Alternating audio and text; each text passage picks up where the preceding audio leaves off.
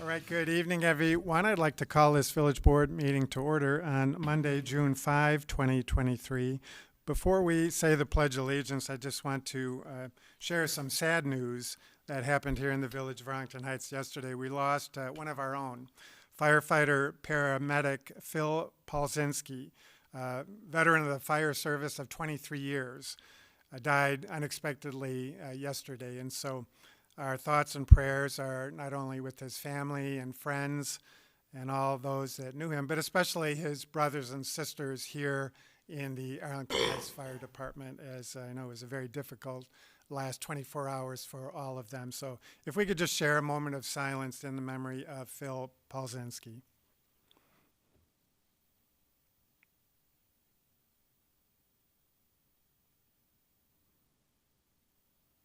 Thank you.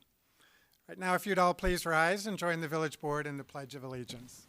I pledge allegiance to the flag of the United States of America and to the republic for which it stands, one nation, under God, indivisible, with liberty and justice for all. Would the clerk please call the roll? Trustee Grasse? Here. Trustee LaBedz? Here. Trustee Schwingbeck? Trustee Baldino? Here. Trustee Bertucci? Here. Trustee Dunnington? Here. Trustee Shirley? Here. Trustee Tinaglia? Here. President Hayes? Here. First item on the agenda is the approval of minutes, and we have three sets to approve tonight. The first is from our committee of the whole meeting of May 8, 2023. Are there any changes or passes? Is there a motion to approve? I move to approve the committee of the whole meeting minutes from May 8th, 2023. Second. Motion by Trustee Grasse, seconded by Trustee Baldino.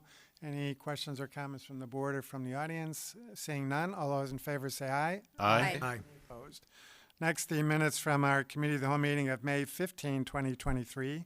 Any changes or passes? Pass. Passed by Trustee Baldino. I'll move approval of the Committee of the Whole minutes of May 15th, 2023. Second. Motion by Trustee LaBedz, seconded by Trustee Dunnington. Any questions or comments from the board or from the audience? Seeing none, all those in favor say aye. Aye. Any opposed? And finally, the minutes from the village board meeting from that same evening, May 15, 2023. Another passed by Trustee Baldino. Any other changes or passes? I move to approve the village board minutes for May 15th, 2023. Second. Motion by Trustee Grasse, seconded by Trustee LaBedz. Questions or comments from the board or from the audience? Seeing none, all those in favor say aye. Aye. Any opposed? Next, we move on to the approval of the accounts payable, and I call on Trustee Bertucci. I move approval of the warrant register for check date May 30th, 2023 in the amount of $4,649,626.99. Second. Motion by Trustee Bertucci, seconded by Trustee Tinaglia. Questions or comments from the board? Anything from the audience? Melissa? Melissa Kerr speaking. What's the health insurance payment? Mr. Reckloss, do you have any idea? Health insurance, it's one of the health insurance payments that the village makes for its employees. Let's see. Is there a specific item or says- the health insurance fund? Yeah, the health insurance fund, $1,070,688.42. Health insurance fund.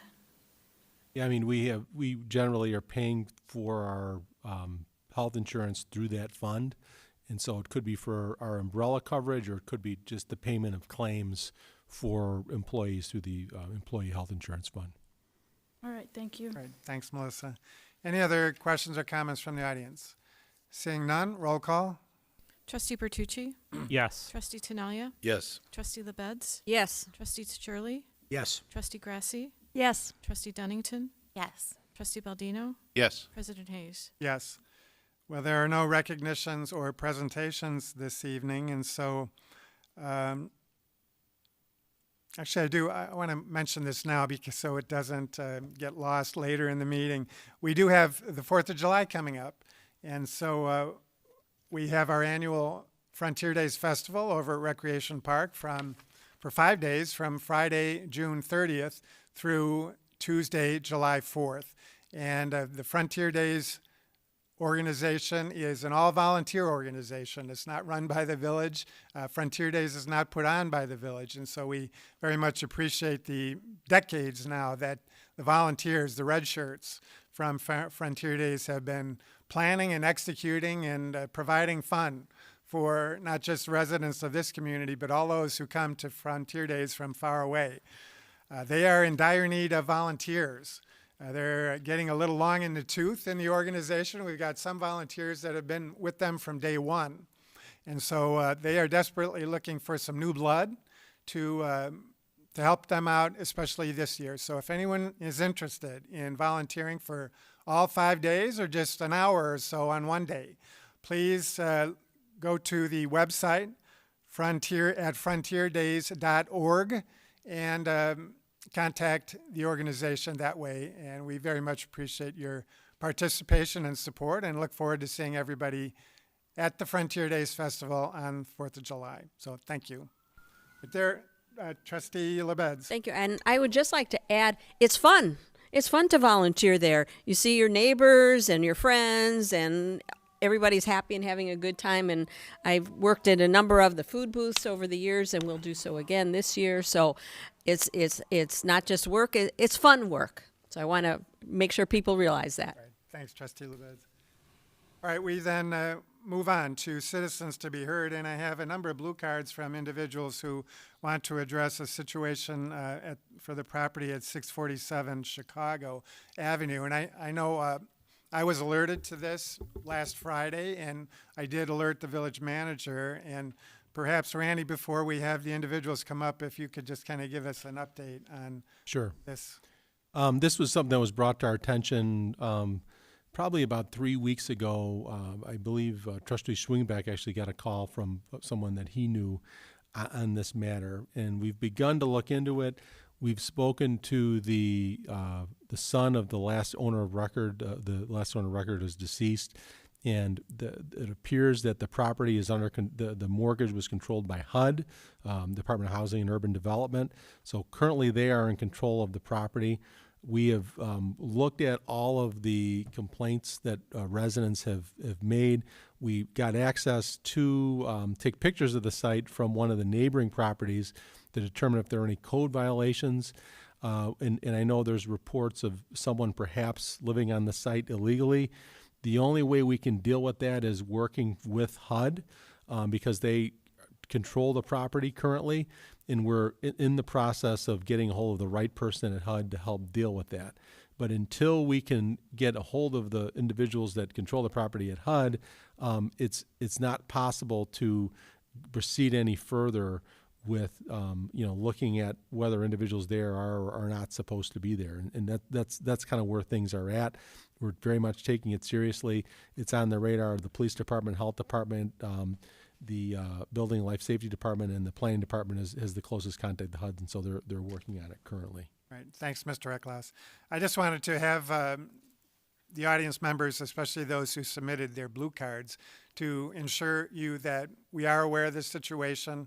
The staff is trying to do all I can to help resolve the situation, but I don't want to foreclose the opportunity for you to address the board. So if you have not had your questions answered or still want to make comment, you're welcome to do so at this time. So you're just reminded of the 3-minute time limit for citizens to be heard. And so the first individual who submitted a blue card is Roxana Mauer. Mayor, I'm sorry, go ahead. Mayor Tom, we actually do need your help.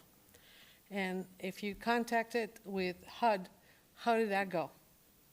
Did we have any response? Still trying to get to the right person. HUD's a big organization. We're trying to work our way through and get to the person who can actually help us.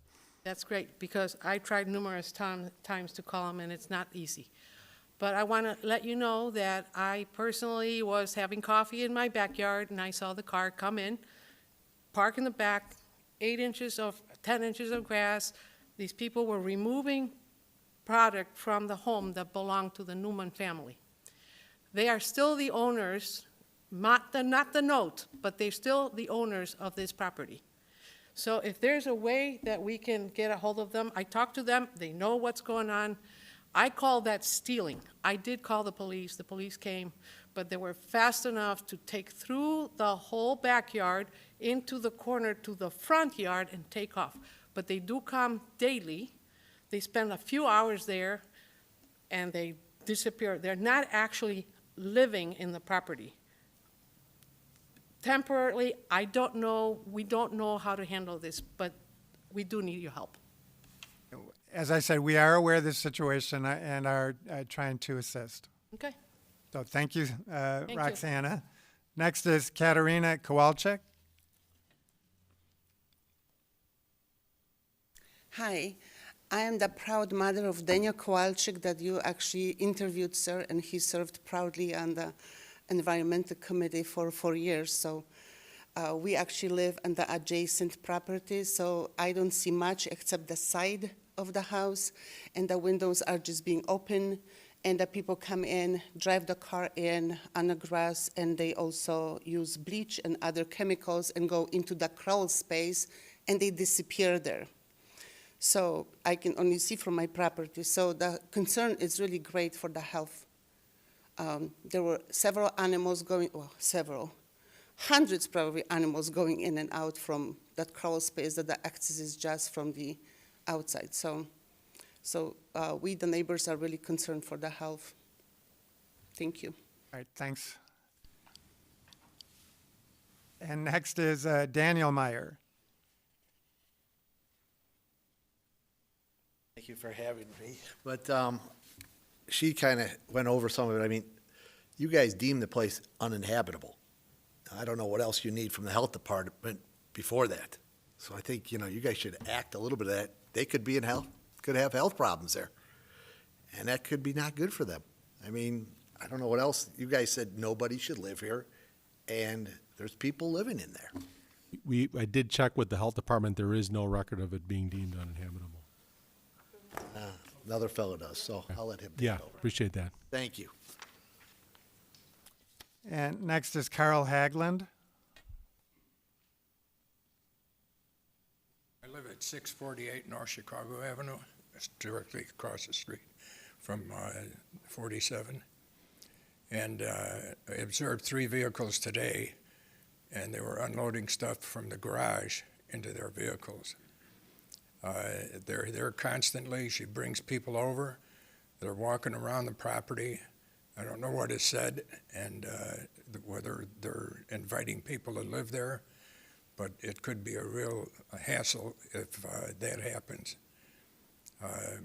The first day that she was there, I saw her in the driveway and the door was wide open, so I went across the street and introduced myself.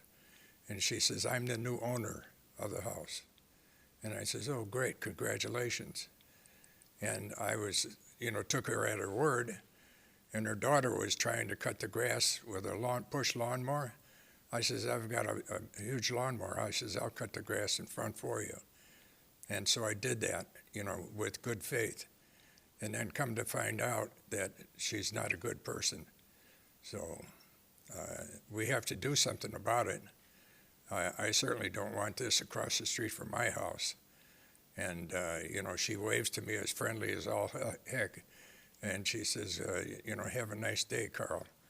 So she's trying to be friendly, but to me it's not working. Okay, Thank you. thanks, Carl. And last is Sylvan Popovich. My name is Sylvan. I live in the house next door to the house in question. I'm at 655 North Chicago Avenue. The day she moved in, Carl went to go cut her lawn, called me up and said, we all have a new neighbor. I did the same thing, went next door. I don't know how she opened the door, how she broke it down, but she had a new set of locks there. And she also told me she's the new owner of the house. As Roxanne stated, she does not live there. I live next door to the property. She does not even come every day. She's there maybe 4 or 5 days a week, tops. So she's officially not considered by, when I looked up the legal status of a squatter or somebody that lives there and calls it their home. It is not her home. She just comes there, spends the day there. She tries to clean it up. She's had people work on the house. We saw an unmarked white van last Friday was there. I called the village, but they didn't respond in time to actually get there to inspect it. On top of that, I did file a FOIA request based on the inspections that were done by the village, and this is from, it was a complaint summary, and on the request, it does say that Steve Mulleray in PW screenshot said Nicolle confirmed that the gas is currently off at the property, that thus giving us the right to post the property as uninhabitable. And then I called on Monday to see has anything been done with this. This is over a week ago now, and there's nothing posting it uninhabitable. And the lady still comes a few times a week to clean up, to do things. We wanted to know what the city can do more. It's not her permanent residence. She's taking stuff out of the property that belongs to the Newman family. We knew Miss Newman when she lived there. She's claiming to call it, and calling it her home, or that she's the owner. My wife actually asked the police, how come they're not doing anything, and the police told her she's the owner, and that's a slap in the face, because on the FOIA request that I got, it also said that the city did its due diligence and found that that the property, the residence, has not been transferred to anybody from everything that the city has done and looked at, and they confirmed that it's still owned and operated by HUD. So we know that she's trespassing. And how come the city can't do anything about a trespasser? And how come the city can't do something about stealing somebody else's property? We're working on it. If I Mr. could, Reckloff? until we can confirm with HUD that she's not supposed to be there, we can't call her a trespasser. I mean, that's the issue, is HUD controls the property. And so if HUD gave this person permission to be there, do work on the property, whatever the case may be, then she's not trespassing, regardless of what she says. And so that the first step is to talk to the individual, the entity that controls the property, and determine if that individual, if there's anyone allowed to be there, then they are the ones that have to be able to say, this person is trespassing on my property, to file a complaint, and then we can pursue that complaint. But a trespassing complaint has to come from the individual who controls the property. Very good. And then did you contact the agency that manages properties for HUD?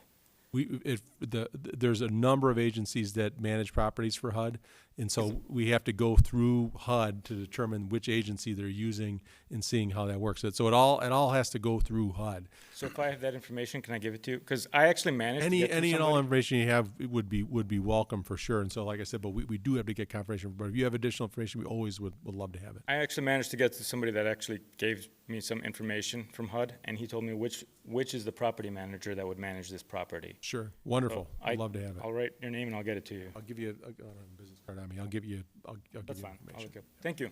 Okay, thanks. And next, Gail O'Kelly. I agree with everything that's been said. I only have one complaint. I have a 17-year-old grandson, and he went down the street, went past her home because our whole neighborhood knows about it. He is 17. He does not care who lives there because he's a young child. But he went down the street, forgot his phone, turned around in another driveway on our block, turned around, came back to go past their house. She was out in front and screamed at my grandson for racially profiling. He's 17 years old. He plays football at Rolling Meadows High School. He is not racially profiling. He goes to school with the United Nations. They're at my house swimming in my pool. We don't do that in our neighborhood. So why is she going after a 17-year-old who forgot his phone? This is the problem I don't understand. I mean, we pay our taxes. We do everything right. I've lived here for 41 years. I've raised all my children here. I have worked at Festival more than I think 15 years. I don't understand. I don't understand how we can let this happen. And I understand that this law went into effect to protect seniors that cannot pay their bills. But this is somebody who's moved in, and they shouldn't be living there. This is not right. This is the United States. Why are we losing all the ground that we've tried to show us as a great nation to just let this happen? This is not right. That's all I have to say. Thanks, Gail. Again, we're trying to get to the bottom of it, and so thank you for bringing this to our attention. And all I can say is, you have to respect property rights, and that's really a fundamental right in the U.S. Constitution. And so until we find out exactly who the correct owner and the trespass situation, we have to be real careful in terms of what we do. I know it's not, we don't like people yelling at each other, but there's not a whole lot we can do about that if they're rightfully on the premises. And so we're trying to get to the bottom of it, but thank you for joining us tonight. All right, are there any other individuals who wish to address the board on items not on the agenda? Melissa? Melissa Kerr speaking. Why did the state of Illinois implement the foreign fire insurance tax? What was the point of that?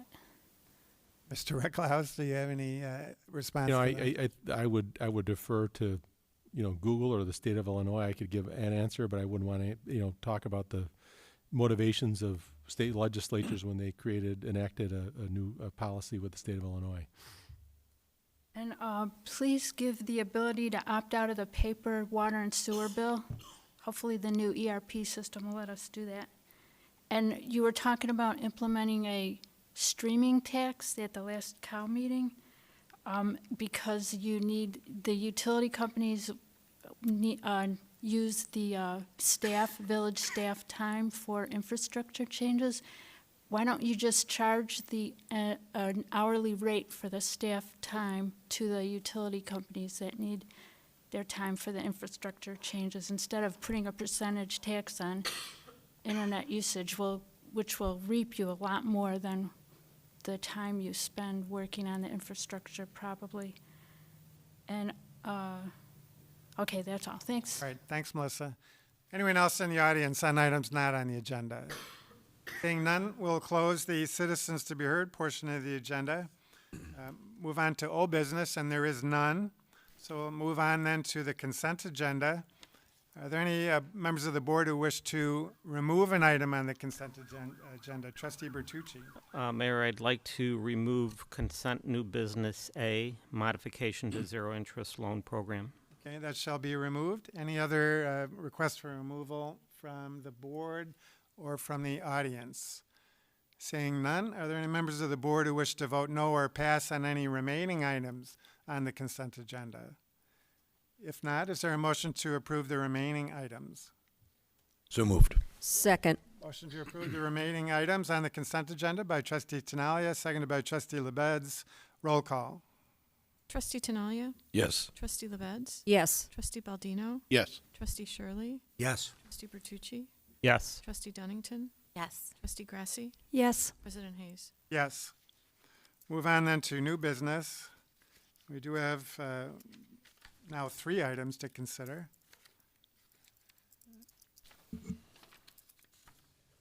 And the first item is a request by Walter E. Smith Furniture, located at 1775 West Rand Road, for a sign variation.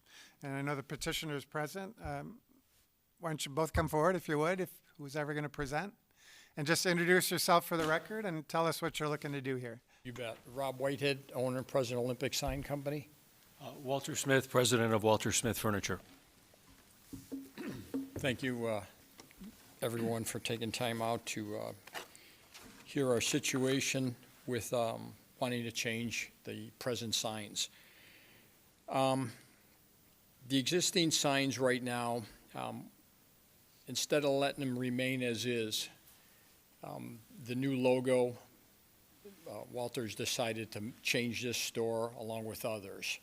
So what we'd like to do is take the existing 6 signs down and put up 4, 1 at each of the elevations.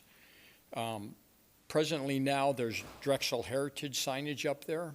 We explained at the last meeting we were at, that is strictly was a brand that was carried by Walter E. Smith, and they are no longer. So looking to remove those Drexel Heritage signs, do a better version of the existing logo that's up there now. Right now there's a red Smith and there's a white Smith and there's a Drexel Heritage, so we want to make them all uniform as the drawings you have. If not, I have additional drawings here. The reverse halo lit letters, we're going from a 450 square feet, and we're going to lower it to 289 square feet of signage. So we're going to actually eliminate 161 total square feet. I brought a sample of a letter of what it's going to look like. These are the reverse halo lit letters. I don't know if I could fit it in this little thing here. No, I can't. But where the light comes out the back, so it's not a face lit letter. I know there was concerns, I believe it was on Wilkie, because you have folks living across the street, but it's actually less, it's toned down more than what's existing now. So with that, you know, we're hoping. Is there some place to plug that in? You know, I tried to, it doesn't let me, because of the way it's kind of, because the power supply is actually in here. There's a power strip down there.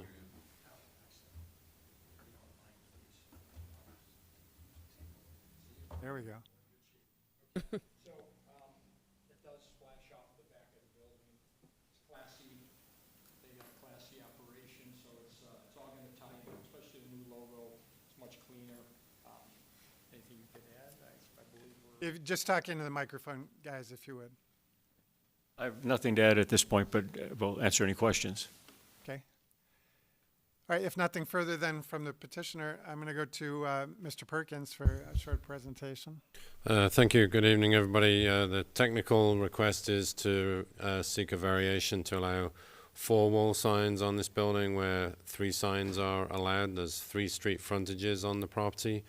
When this was first built in 1999, it was just a smaller building, kind of the northwest portion of the building, and 3 signs were installed on that portion. And then in 2000, Walter E. Smith submitted a request for a 4th wall sign on the south elevation. The Design Commission at that time recommended against that sign, and it was not approved or installed.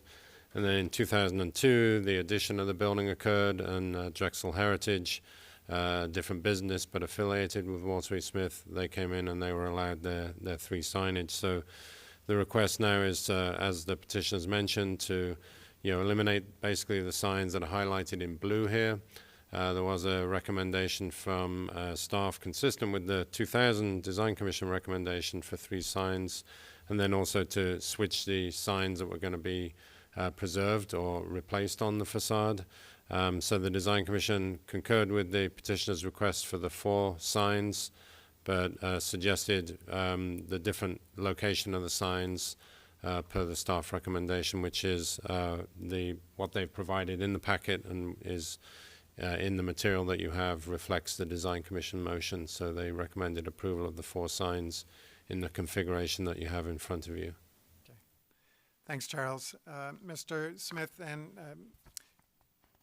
your colleague, are you guys in favor or in agreement with the Design Commission recommendation? Yes, we are. Okay.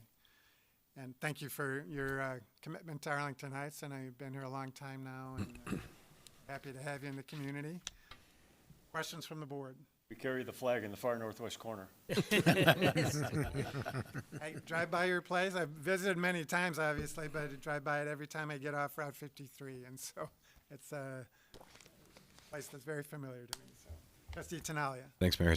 I just want to thank you for being here. This has been there for a long, long time, and you guys are a great business for us to have here in town. So the sign request that you're asking, in my opinion, is not offensive to anyone, and I wish you the best of luck with it. Trustee LaBedz. Thank you.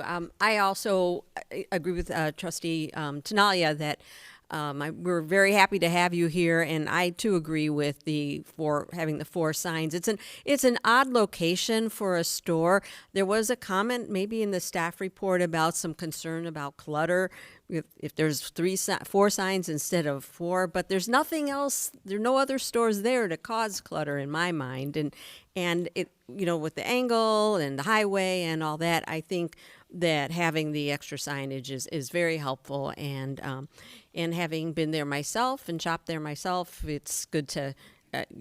We want more people to come and shop there, so we want you to be visible. So I'm definitely in favor of this. Trustee Bertucci. Mayor, I'm just going to go ahead and move approval of the following sign variations for Walter E. Smith Furniture at 1775 West Rand Road. A variation for Chapter 30, Section 3402, a number to allow 4 wall signs where only 3 wall signs are allowed. and 2, a variation from Chapter 30, Section 3403.A, dimensions to allow a 37.9 square foot wall sign on the south wall of the building where 0 square feet is allowed, and then with the agreed upon conditions set forth. Second. Motion by trustee Bertucci, seconded by trustee Grasse. Any other questions or comments from the board? Trustee Grasse. Thank you. I would just like to share my agreement with the trustees, especially, I know there was concern about adding the extra sign, but going from 6 signs to 4, I think it makes a lot of sense for your property in that area, and thank you. Anything from the audience? Seeing none, we have a motion and a second. All those in favor say aye. Aye. Aye. Any opposed? Well, congratulations. Good luck. much. Continued good luck to you. And again, thank you for your dedication, commitment to the Village of Arlington Heights. We're very happy to have you here. Keep up the great commercials as well. I'll tell my daughters that. Yeah. You do a great job. Yeah. All right, next item under new business is a request for a land use variation for a massage establishment in the B2 district, and the petitioner's massage spa to be located at 918 West Algonquin Road. And the petitioners are present. Welcome, and thank you for being here tonight. If you just introduce yourselves and tell us what you're looking to do here. Yes, my name is Travis Alberhasky. My wife, Sarah Alberhasky. We currently have a massage salon in Schaumburg. We've been running it for 5 years, and we're looking to expand a second location. So we've been working with the Plan Commission on the land use variance on opening up a second salon at 918 West Algonquin Road. Continue on? Yeah, please. Okay, sorry. So we're a veteran-owned business. For the last 5 years, we've been running successfully. My wife and I have had another salon for about 10 years. 10 years ago, using nail salon as well as massage. We submitted our work permit through the building zone. For the building permit, our old property used to be a medical office, so everything else is pretty much ADA accessible and ready to go. This is our required plumbing permits that we need to do for having our hand sinks. We plan to have 5 rooms. 3 is going to be massage, 1 will be a pedi manicure room, and then 1 will be a facial room. This is our parking lot survey. You can see the height was on the weekends around 12:30, got 59 cars. The Goodwill, they usually draw in a lot of the tenants there. This is a list of our massage services that we plan to offer. The Swedish deep tissue, couples massages, chair massages. In addition to that, we plan on doing foot massage, manicures, and pedicures, and facials too. Thanks. And our hours of operation will be 10 to 8, Monday through Saturdays, and then on Sundays by appointments and walk-ins. We'll have the 5 massage rooms, and we're planning on hiring 6 to 8 licensed massage therapists. And thank you for your time and consideration. Mr. Perkins. Yes, the zoning action they're seeking is a land use variation for massage therapy in the B2 district. The property is located at the northeast corner of Algonquin Road and Gulf Road. It's part of the inline tenant space next to Lowe's Home Improvement. There's about 159 parking spaces on the site. We did require that the petitioner provide some parking counts so we could see that there was adequate parking supply, and the peak capacity was about 40% occupancy, so there's definitely more than sufficient parking for the uses in this center. Traditionally, the village has not allowed massage therapy in the community. There are some locations that have certain components, like foot massage as an ancillary component. And then a few years ago, the village did change the code to allow foot massage, but not full massage therapy. So that's the reason for the land use variation. We did reach out to Cook County and talk to them about their existing operation, and their business is in good standing according to them. And then the police department did talk to the county sheriff's department, and they've had no calls for service or issues at their current location. So this went to Plan Commission, and staff recommended approval, subject to some conditions, and the Plan Commission added a condition. So one condition is that all massage therapists must be licensed by the Illinois Department of Professional Regulation.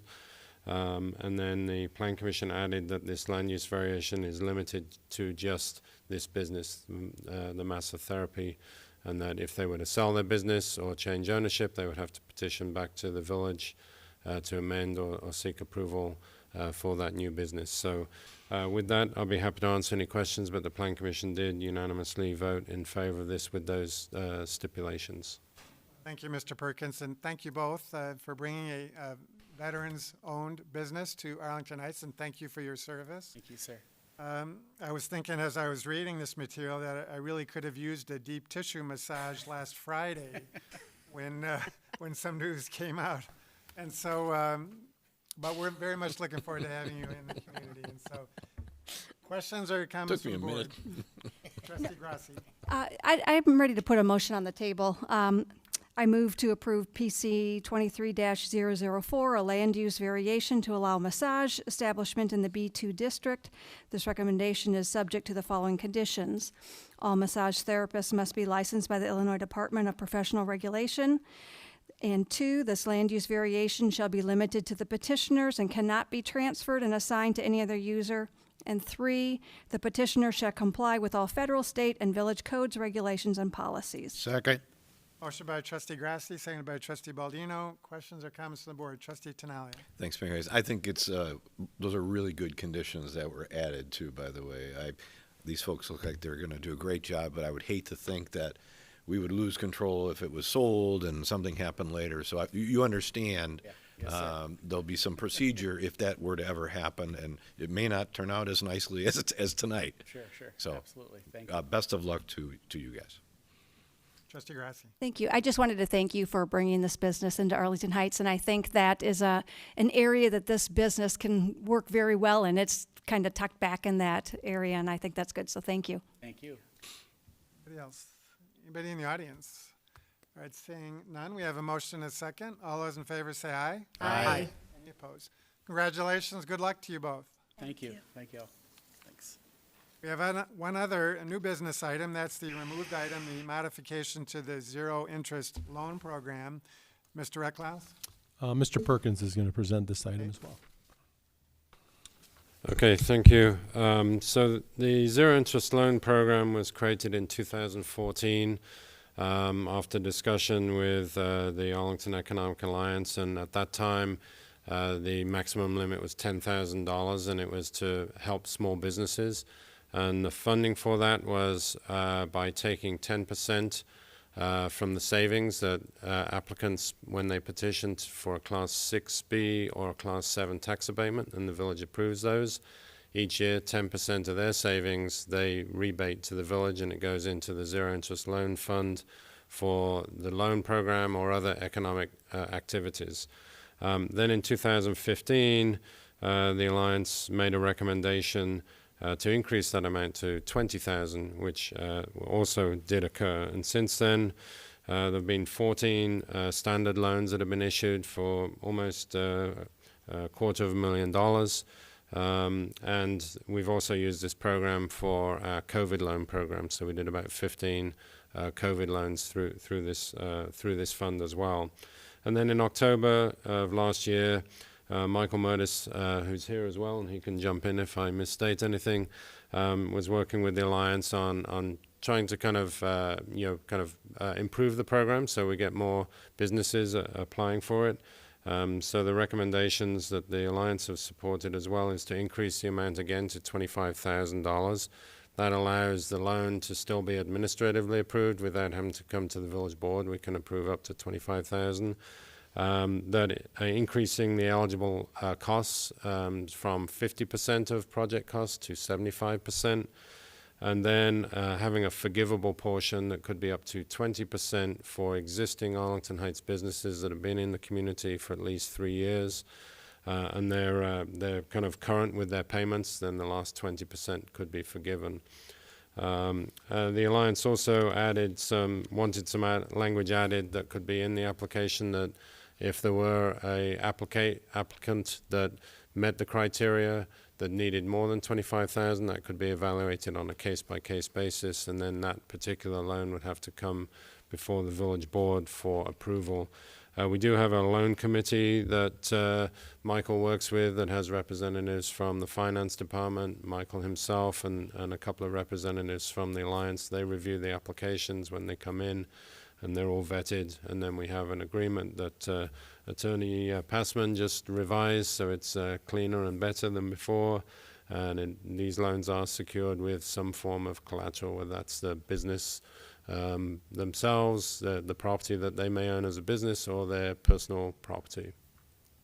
And I'll be happy to answer any questions, or Michael Murtis is here as well. All right, thanks, Mr. Perkins, and thanks to the Economic Alliance for their involvement in crafting these modifications. So thanks. Trustee Bertucci.